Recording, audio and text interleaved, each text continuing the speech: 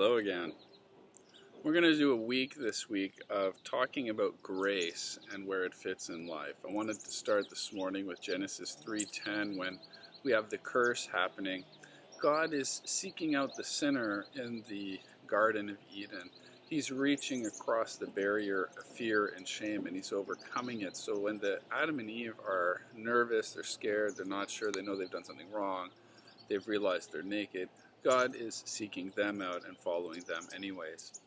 In 3:15, there's the promise that the serpent's head will one day be crushed. That's to say that evil and deceit are going to be defeated. So even though there's the cursing, and even though there's this initial problem, right from go, there's the promise that it will be overcome, that God will take care of what needs to be taken care of.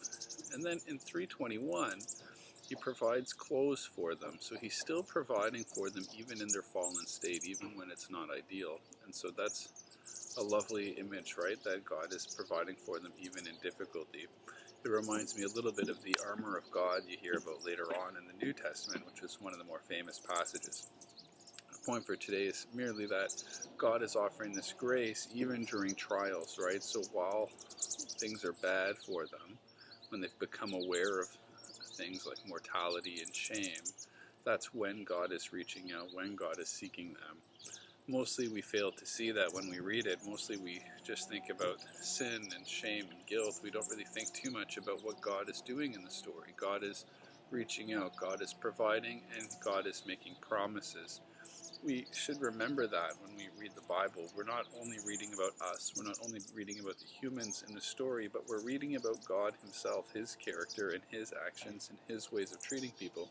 And so if we're going to talk about grace, we got to go all the way to the very beginning of the Bible and remember that the character of God, the love of God, the compassion of God is on display right from the very beginning.